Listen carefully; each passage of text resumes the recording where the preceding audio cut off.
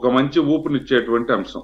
ఉమ్, అంటే నిన్న ఎన్నికల్లో ఎమ్మెల్సీ ఎన్నికల్లో కూటమి నిలిపినటువంటి తెలుగుదేశం అభ్యర్థులు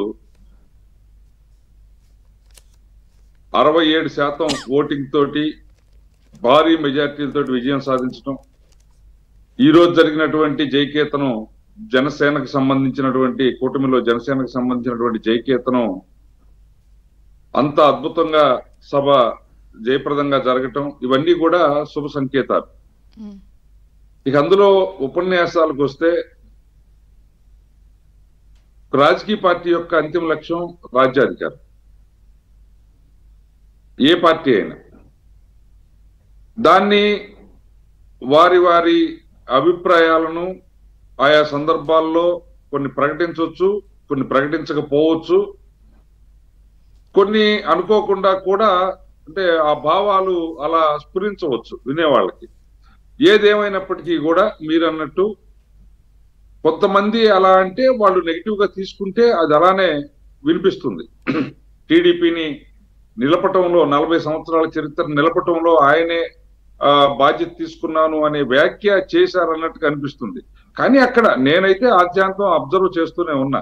నాకు అనిపించింది ఏంటంటే పవన్ కళ్యాణ్ గారు తన ఉపన్యాసాన్ని మొత్తం రాష్ట్రంలో ఉన్నటువంటి సంక్షేమం, అభివృద్ధి లేదా ప్రతిపక్ష పార్టీకి సంబంధించినటువంటి గత 5 సంవత్సరాల వైఫల్యాలు, వాటిని ఎండగట్టేసి రాబోయేటువంటి కాలంలో విధి విధానాలు ఇలా కాకుండా వారొక ఆలోచనతోటి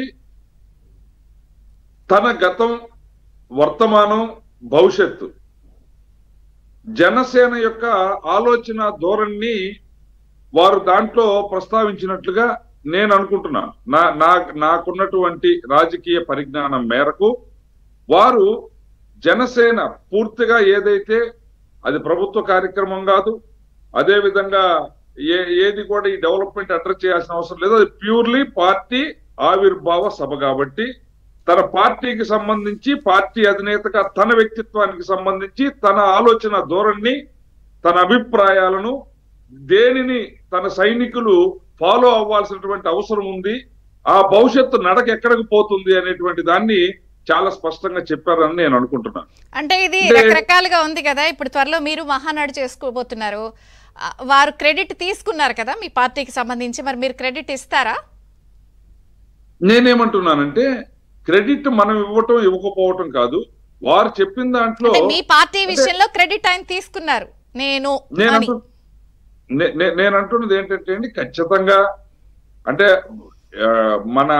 మనకి వైరీ వర్గం వారు మా మధ్య చిచ్చు పెట్టడానికి ఆలోచించే ధోరణిలో కాకుండా నేననేది ఏమంటే ఖచ్చితంగా కూడా అందరూ కలిసి నిలవటానికి ఆ సమయంలో ఆ దుర్మార్గం అయినటువంటి పరిస్థితుల్లో ఒకళ్ళకొకళ్ళ తోడు ఊతము అనేటువంటిది ఒకరిని ఒకరు నిలుపుకోవటానికి ఖచ్చితంగా తోడ్పడింది. అది ఆ భావంతో చూడాలి. అంటే మనం నిలబడ్డాం, మన తోటి వారిని నిలిపామనేటువంటి ఆలోచన అదేమి నేరపూరితమైందో తప్పయిందో అని నేను అనుకోవట్లేదు. అది ఆ సందర్భం ఎలా తీసుకుంటే అలా వినిపిస్తుంది. అది ఆ రోజు అందరం కలిసి తిరిగాం.